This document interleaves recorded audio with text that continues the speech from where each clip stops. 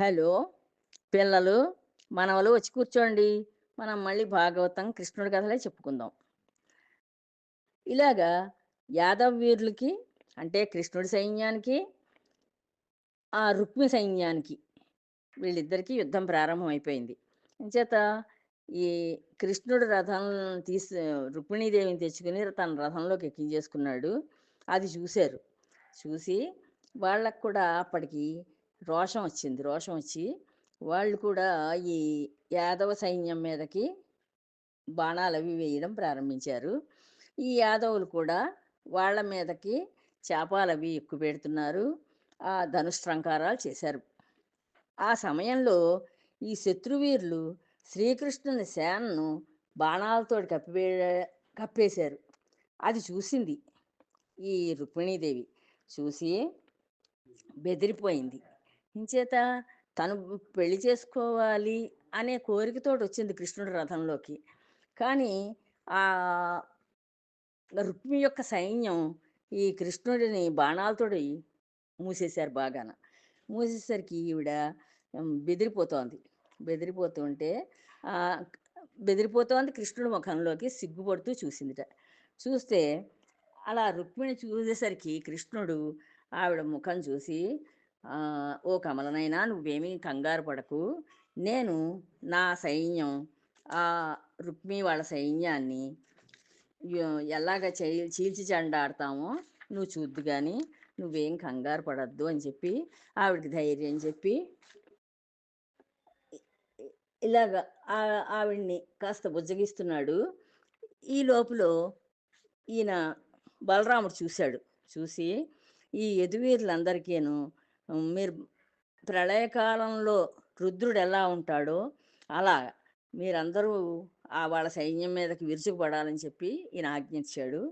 వెంటనే వాళ్ళందరూ జరాసంధుడు మొదలైన శత్రురాజులందరి సైన్యాన్ని చీల్చి చెండాడడం ప్రారంభించారు. అలాగా ఎన్నో రకాల బాణాలు, గదలు, అనేక రకాల ఆయుధాలున్నాయి వీళ్ళ దగ్గర. ఆ ఆయుధాలన్నిటితోటి వాళ్ళని ఆహ్, చీల్చి చెండాడుతున్నారు. చెండాడుతూ ఉంటే వాళ్ళందరూ ఇంకా వీళ్ళ ధాటికి తట్టుకోలేకపోయారు. ఈ కృష్ణుడి యొక్క సైన్యానికి, సైన్యం యొక్క ధాటికి తట్టుకోలేక వాళ్ళు చెల్లాచెదరై పరుగు లంకించుకున్నారు. పరుగు లంకించుకుంటే అందరూ తలో మూలకి పరుగులెత్తారు. ఎవరికి ఏ దారి దొరికితే ఆ దారెంబట పరిగెత్తుకొని పారిపోతున్నారు. పారిపోతూ ఉంటే ఆహ్, వాళ్ళలో వాళ్ళకే మళ్ళీ ఛీ! ఛీ! ఇదేంటి ఇలా పరిగెత్తుకొని మనం పారిపోతున్నాం. మన ధైర్యం ఏమైపోయింది? శత్రురాజులను చూసి మనం ఇలా పరిగెత్తుకు పారిపోవడం ఏమిటి? మనం శిశుపాలుడికిచ్చి పెళ్లి చేద్దామని కదా రుక్మిణిని మనం ఇక్కడికొచ్చాం. ఆ వచ్చిన పని మానేసాం. వాళ్ళు యాదవ సైన్యం చూపించే వీరత్వానికి మనం తట్టుకోలేక పరుగు లంకించుకున్నాం.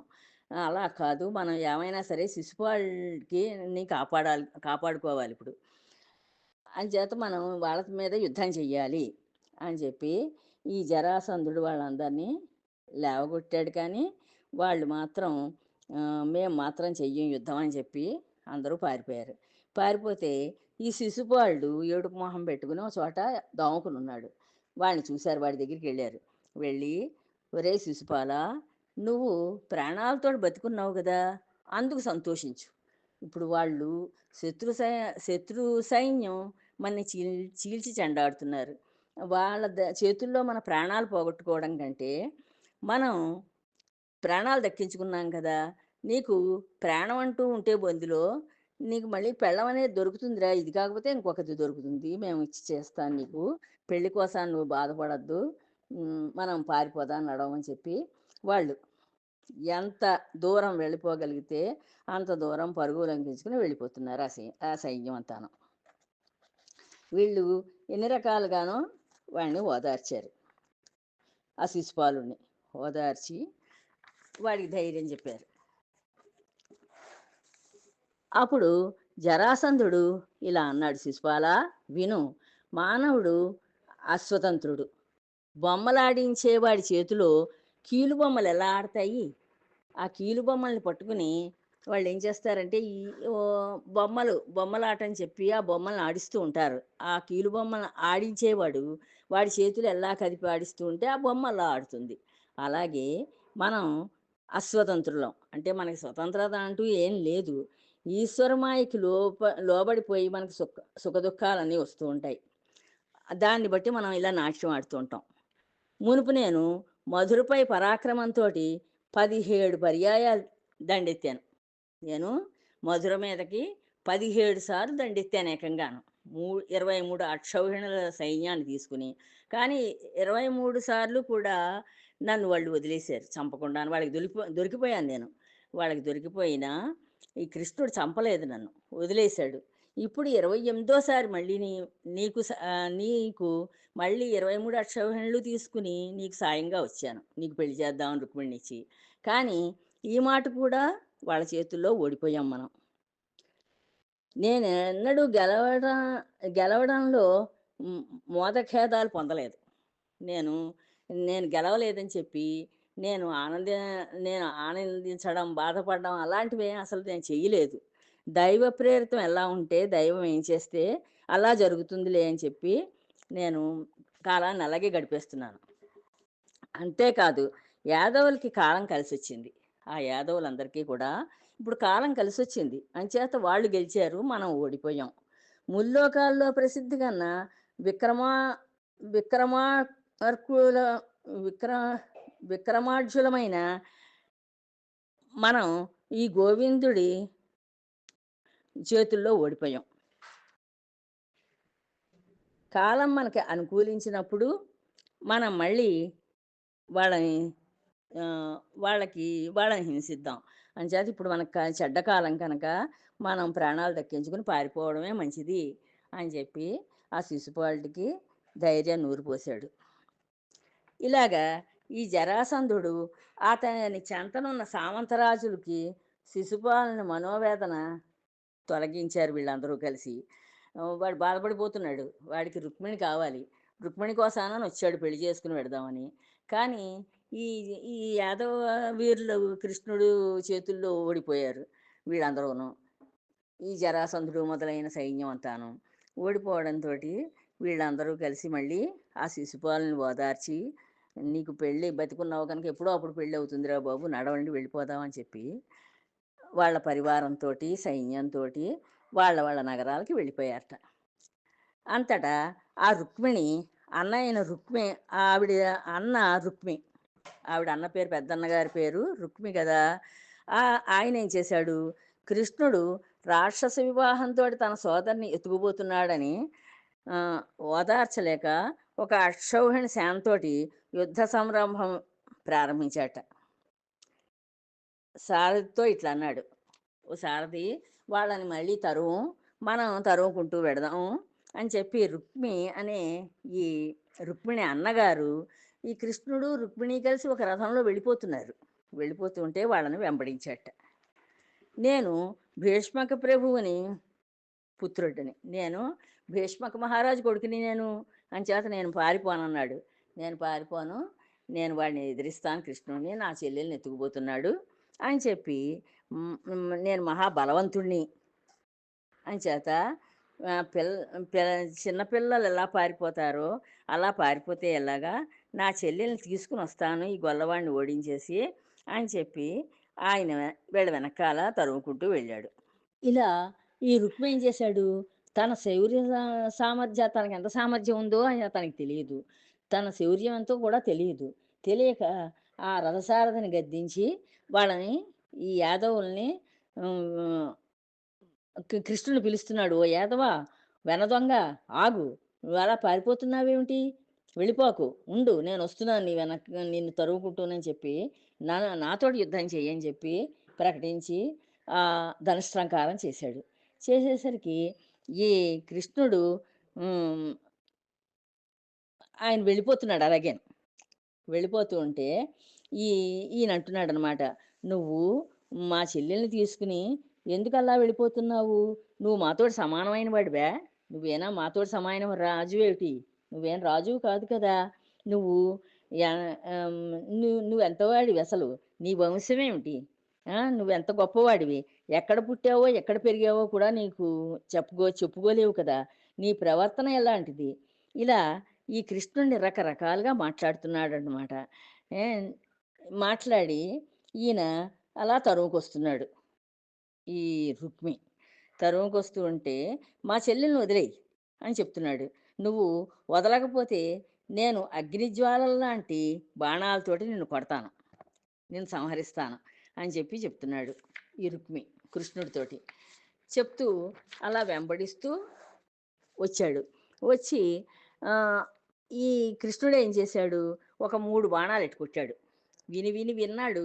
ఆయన్ని రకరకాలుగా నిందిస్తూ ఉంటే కృష్ణుడిని విని 3 బాణాలతోటి ఆయనకి బుద్ధి చెప్పాలని చెప్పి 3 బాణాలెచ్చి కొట్టాడు. 3 బాణాలు ఎప్పుడైతే వేశాడో ఈ కృష్ణుడు, వాడి రథం విరిగిపోయింది.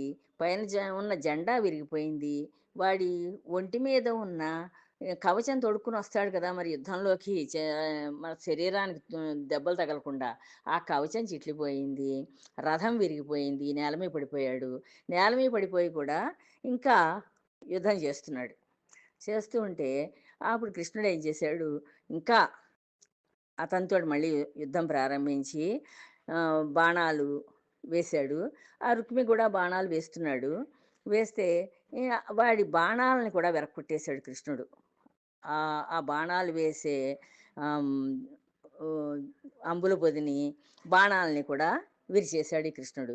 విరిచేసి వాడిని పట్టుకున్నాడు. ఆ రుక్మిణిని పట్టుకుని కత్తెత్తాడు చంపుదామని. చంపుదామని ఎప్పుడైతే కత్తెత్తాడో ఈ రుక్మిణి చూసింది. చూసి ఆవిడ అడ్డం వెళ్ళింది. అడ్డం వెళ్ళి, "ఓ ప్రాణేశ్వర, నీ పాదాలు పట్టుకుంటాను నేను. ఎందుకంటే నా తల్లిదండ్రులు కి నీకిచ్చి పెళ్లి చేయడం ఇష్టమే. నువ్వు చాలా గొప్పవాడివని, భగవద్ అవతారం అని వాళ్ళకి తెలుసు. అంచేత వాళ్ళు నీకిచ్చి పెళ్లి చేస్తే చాలా పెళ్లి చేయడానికి వాళ్ళు ఇష్టపడి సంతోషిస్తారు. మన ఇద్దరికి పెళ్లి చేసి.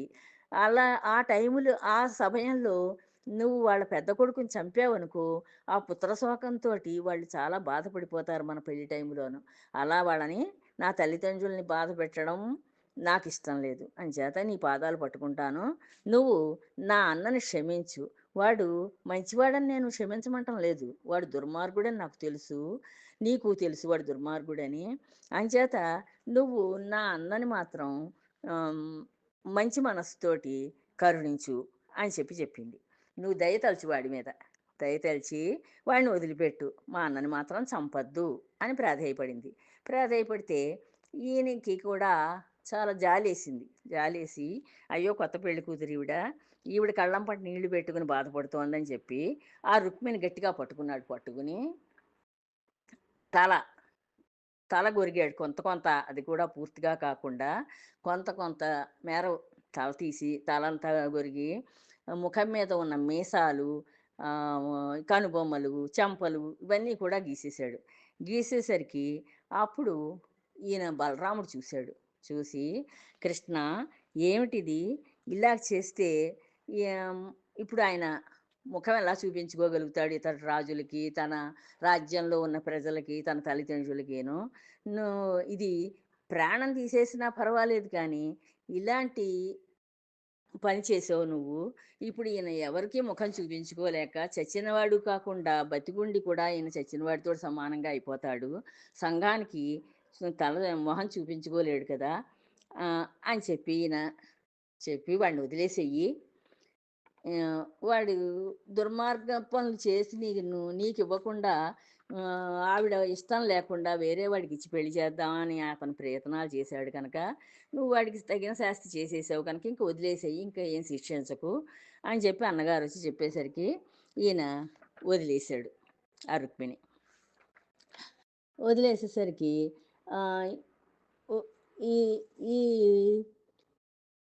వీళ్ళేమోను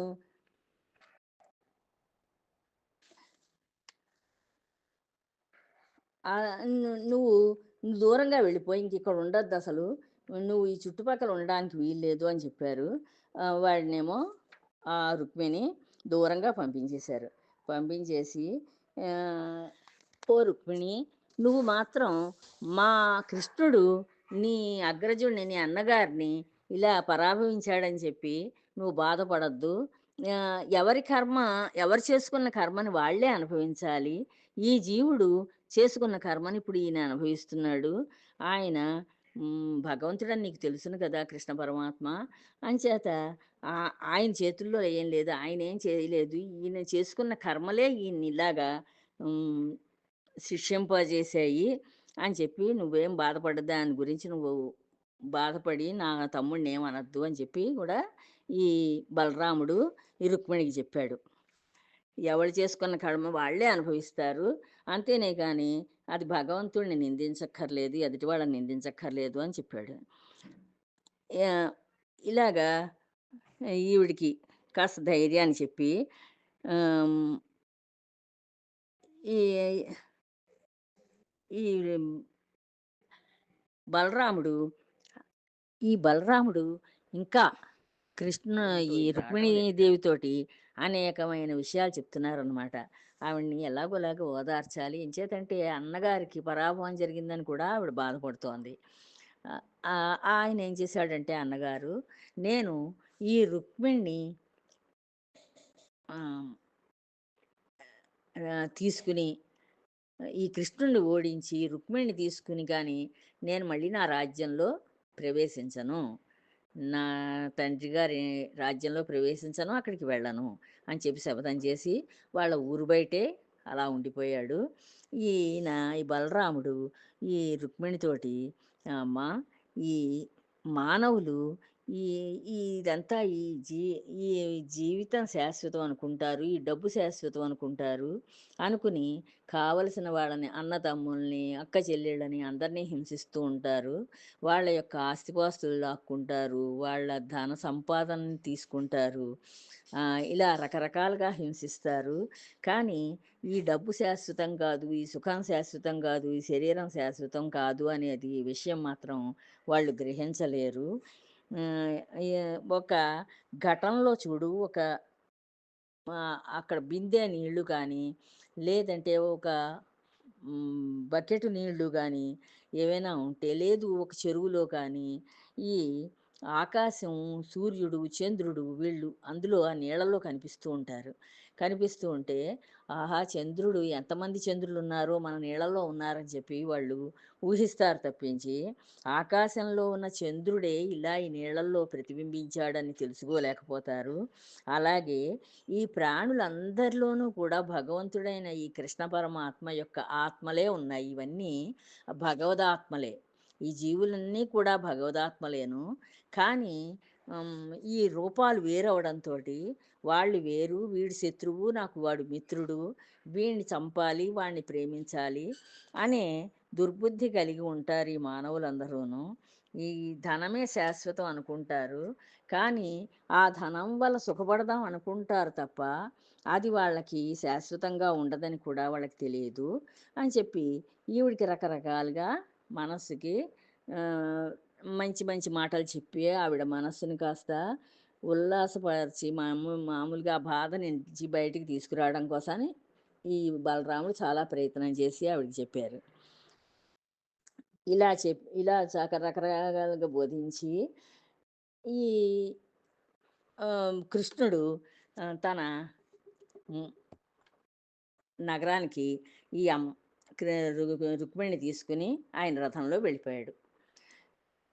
వెళ్ళిపోతే అక్కడ ఎలా ఉందంటే పెళ్లి సందడి ప్రారంభం అయిపోయింది. అక్కడ ఊరంతా అలంకరించారు. ఇంటింటా చక్కగా ముగ్గులు పెట్టుకున్నారు. అందరూ కూడా కొత్త బట్టలు కట్టుకున్నారు. పూలతోటి, రత్నాలతోటి అలంకరణ చేశారు ఊరంతాను. ఈ రుక్మిణికిను, కృష్ణుడికి పెళ్లి చేయాలని చెప్పి ఈ యాదవులందరూ కూడా ఎంతో ఆనందంతోటి వాళ్ళు రకరకాల వాయిద్యాలతోటి ఎదురయ్యి ఈ నాట్యాలు చేస్తూ ఈ కృష్ణుడికిను, రుక్మిణీదేవికి వాళ్ళ రథానికి ఎదురొచ్చి వీళ్ళని పెళ్లి కూతురు, పెళ్లి కొడుకుగా వాళ్ళ రాజ్యానికి తీసుకెళ్ళిపోయారు. తీసుకెళ్ళిపోయి అక్కడ వీళ్ళిద్దరికీ చక్కగా ఎంతో వేడుకగా పెళ్లి జరిపించారు. జరిపించి ఆహ్, ఆ కృష్ణుడికి ఈ రుక్మిణీదేవికి అక్కడ చక్కగా కళ్యాణం అయిపోయింది. ఈ అందరూ పెళ్లి సందడిలో ఆనందంగా ఉన్నారు. ఈ కృష్ణుడు కూడా చాలా సంతోషించాడు. ఎంచేతంటే ఆవిడ ఆవిడ కోరుకున్నవాడు కృష్ణుడు. కృష్ణుడు కోరుకున్నది కూడా రుక్మిణి. వీళ్ళిద్దరూ కూడా భగవదంశులే. విష్ణుమూర్తి అవతారం కృష్ణుడైతే, లక్ష్మీదేవి అవతారం ఈ రుక్మిణీదేవి. అంచేత వీళ్ళిద్దరినీ చూసి దేవతలు కూడా ఆకాశంలోంచి పూలవర్షం కురిపించి, వాళ్ళు దుందుబులు మ్రోగించి, వాళ్ళు కూడా చాలా నాట్యాలు చేసి చాలా ఆనందించారు. ప్రజలందరూ కూడా ఎన్నో కానుకలు ఇచ్చారట. ఎంతోమంది రాజులో వచ్చారట. వచ్చి ఆ రాజులందరూ కూడా ఈ కృష్ణ పరమాత్మకి, ఈ రుక్మిణికి వీళ్ళ పెళ్లి వైభవం చూసి అనేక రకాల కానుకలిచ్చి వీళ్ళని పెద్దలందరూ పెద్ద ముత్తైదువులు, బ్రాహ్మణులు అందరూ వేదస్వస్తులు అవి చెప్పి చక్కగా దీవించి వీళ్ళిద్దరినేను వాళ్ళందరూ కూడా ఆనందంగా ఎంతో సంతోషంగా మళ్ళీ ఎవరిళ్ళకి వాళ్ళు వెళ్ళిపోయారు. పెళ్లి సందడి అయిపోయిన తర్వాత అది రుక్మిణీ కళ్యాణం అయింది. ఇక్కడికి మనం ఆనందంగా చెప్పుకున్నాం కదా. ఇంకా తర్వాత మిగతా కథ మళ్ళీ తర్వాత చెప్తానమ్మా. ఉంటాను. జై శ్రీరామ్.